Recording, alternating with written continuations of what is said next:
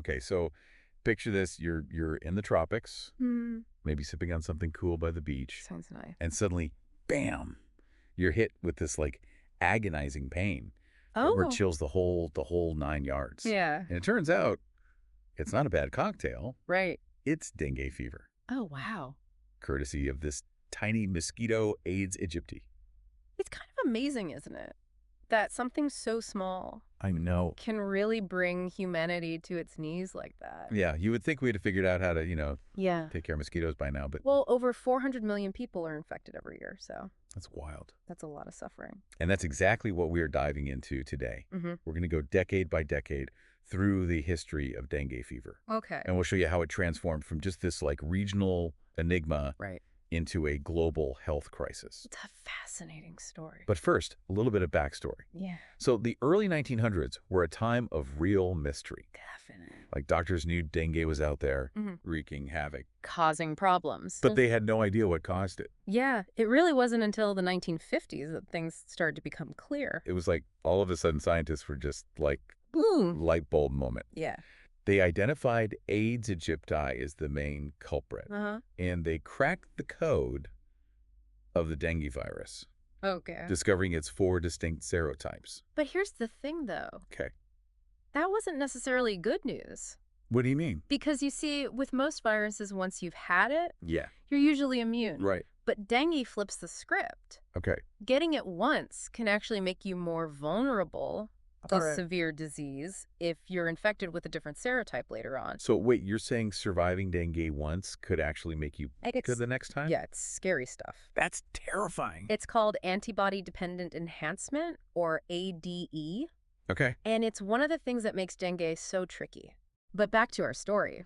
The 1960s brought about this perfect storm for dengue. Oh. World War II had just ended, leaving behind devastation and ideal breeding grounds for mosquitoes in these war-torn regions. Wow. So it's like humanity was battling on 2 fronts Yeah, against each other, against this tiny, relentless enemy. right. And while soldiers were trying to rebuild their lives, dengue was quietly spreading, Oh, wow. capitalizing on the chaos. This is like dengue was waiting for its moment. It was. And then to make matters worse, this is when researchers uncovered the Oh. truly devastating impact of ADE. Oh. Imagine surviving dengue once, only to have it come back with a vengeance, Oh, my God. hitting you harder the second time around. It almost feels like dengue was evolving alongside us, It kind of was. learning from our mistakes and then turning them against us. Yeah, it's like it was adapting and figuring out new ways to exploit our weaknesses. That's scary. And it didn't stop there. Oh. As the world was rapidly urbanizing in the 1970s, cities inadvertently became havens for Aedes aegypti. Yeah, we basically built them a paradise. We did. Unlike mosquitoes that spread malaria, Yeah. Aedes aegypti thrives in the spaces we create. Okay. Think water tanks, discarded tires, even flower pots. Really? Wow. Even something as small as a flower pot. Oh, yeah, they can breed in just about any standing water. Wow. So we essentially built them a paradise. We did. We gave them everything they needed to thrive. And it wasn't long before this paradise turned into a nightmare. Sadly, no. So in 1977, a massive dengue outbreak in Cuba sent shockwaves through the global health community. That was a big one. This wasn't just a few isolated cases. It was a full-blown epidemic. Tens of thousands of people fell ill. Wow. The Cuban outbreak served as a stark warning. It did, but unfortunately it was just the beginning. Oh, no. Dengue was just getting started. So what happened next? Well, that's a story for another time. The Cuban outbreak, was like a wake-up call for the world. Yeah. But the world wasn't quite ready to listen yet, Oh, no. And then as the 1980s rolled around, dengue threw us another curveball. Okay. Dengue hemorrhagic fever. Dengue hemorrhagic fever. Or DHF. Okay, so we've got this virus that can make you sicker the second time around. Right. And now there's a hemorrhagic fever version. Yeah. What exactly does that even mean? Well, DHF is a severe form of dengue. Okay. And it really hit children hard. Oh, no. Imagine hospitals just overflowing with kids suffering from high fevers, Oh, gosh. intense pain, Wow. and even internal bleeding. Oh, my gosh. That's awful. It was a truly heartbreaking situation. So not only was dengue becoming more widespread, it was also becoming more dangerous. Unfortunately, yeah. What were doctors doing to combat this new threat? Well, in the face of such a crisis, Doctors and scientists around the world, they joined forces Okay. to try and understand DHF. Okay. Painstaking research. Mm-hmm. They discovered that careful fluid management Okay. was crucial in treating patients and saving lives. That's incredible. Yeah, it was a major breakthrough. So even in the midst of this terrifying new development, Uh-huh. there was a glimmer of hope, There was, but the fight was far from over. I bet. As we entered the 1990s, the focus shifted to finding a long-term solution, Yeah, a vaccine. exactly. Scientists raced to decode the dengue virus Mm-hmm. at a molecular level, hoping to unlock the secrets to immunity. This wasn't just some scientific puzzle. Yeah. The pressure was on. Oh, absolutely. Imagine being a researcher, Yeah. knowing that every day without a vaccine Yeah, means more kids are at risk. exactly. Every day counted. Oh, gosh. But remember those 4 serotypes we talked about earlier? I do. They turned out to be a major roadblock. They did. So creating a vaccine yeah. that protected against all 4 serotypes Yeah. without increasing the risk of ADE Right. was like trying to hit a moving target while Right. wearing a blindfold. It was a huge challenge. Oh my gosh. So it was this race against time with incredibly high stakes. Absolutely. But while scientists were working on a vaccine, Yeah. what was happening on the ground? Public health officials were starting to realize that, fighting dengue wasn't just about finding a cure. Okay. It was about changing human behavior. Okay. They launched these community-based programs Uh-huh. teaching people how to eliminate mosquito breeding sites Okay. around their homes. So it's like a two-pronged attack. It was. Tackling the virus itself Mm-hmm. while empowering people Yeah, to take control of their environment. exactly. And then as the 2000s began, there was a moment of triumph. There was. The world's first dengue vaccine. Dengue. Dengue was approved. It was approved in 2015. Decades of research had finally paid off. Yeah, it felt like a huge victory. But knowing dengue, there's got to be a but coming, right? There is. Oh, what happened? Initial excitement soon gave way to controversy. Oh, no. Studies revealed that dengue Uh-huh. could actually increase the risk of severe dengue Really? in people who had never been infected before. Wow, that's a major setback. It was. It must have been devastating Oh, it's tough. for everyone involved. Yeah. Especially for those who had put their hopes in this vaccine. Absolutely. Yeah. It was a harsh reminder. The dengue Yeah. is a formidable opponent. It is. And even our best efforts can have unintended consequences. Definitely. But as always, science marches on. So what happened next? Did scientists just give up on the vaccine? Not at all. Okay.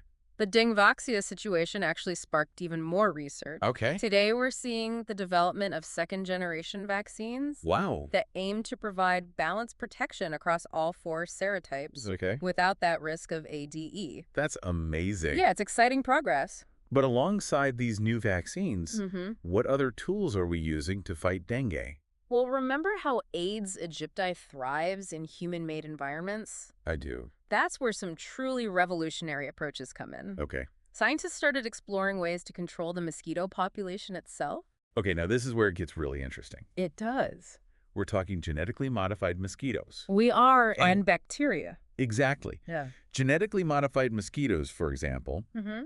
can be engineered to pass on a lethal gene to their offspring, What? essentially causing the population to crash.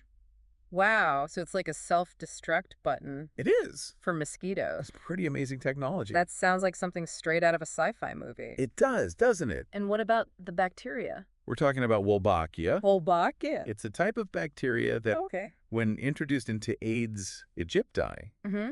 reduces their ability to transmit the dengue virus. Wow. And in field trials, it's shown really promising results. So we've got these new vaccines on the horizon. Yeah, And these cutting-edge mosquito control techniques. we do. It sounds like we're finally starting to gain the upper hand I think we are making progress for sure. in this fight. But there's a new challenge on the horizon. Uh-oh. What's that? Climate change. Ugh, climate change. It feels like it's making everything harder these days. It really does. But how exactly is it impacting dengue? Well, rising global temperatures Yeah. are expanding the mosquito's territory, Oh, putting more people at risk. oh, wow. We're seeing dengue pop up in places it's never been before. Really? It's like climate change is giving dengue a boost, Oh, no. helping it spread further and faster. So it's like we're back to square one.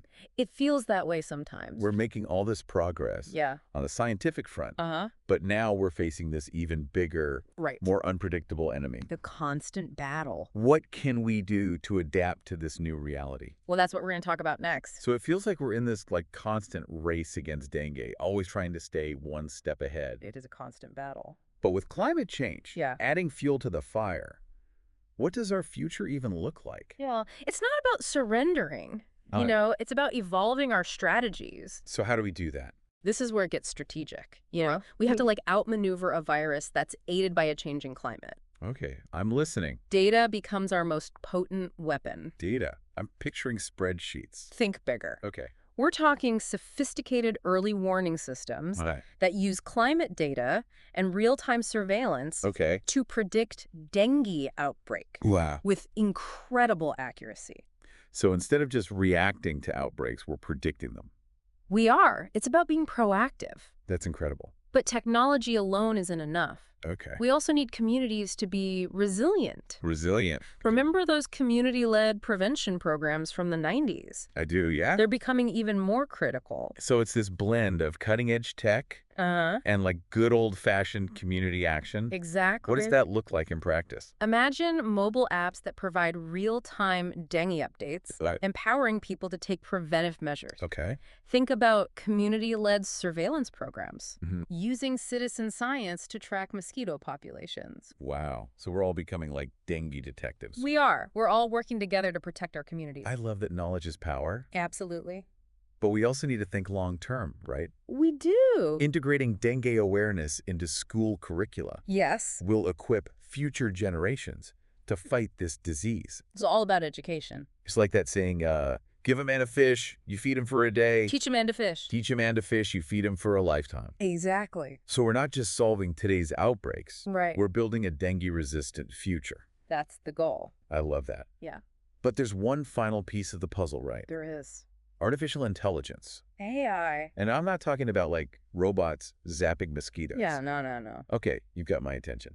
What's AI got to do with dengue control? Imagine AI systems analyzing massive amounts of data Okay. to predict outbreaks with pinpoint accuracy, Wow. even down to specific neighborhoods, So we could target interventions? with laser focus. Exactly. No more wasting resources. Just precise action where it's needed most. That would be revolutionary. It would. And it doesn't stop there. Okay. AI could also be used to develop even better vaccines No. by Yeah. analyzing genetic and immunological data. Okay. AI could pinpoint the most effective vaccine targets Mhm. and predict how the virus might evolve. Wow. So we're not just fighting dengue. Nope. We're outsmarting it. We are. We're using its own complexity against it. It feels like we've come a long way from those early days of mystery and fear. We have. The story of dengue is one of resilience. Yeah. It's a testament to our ability to adapt, innovate, and persevere. It really is.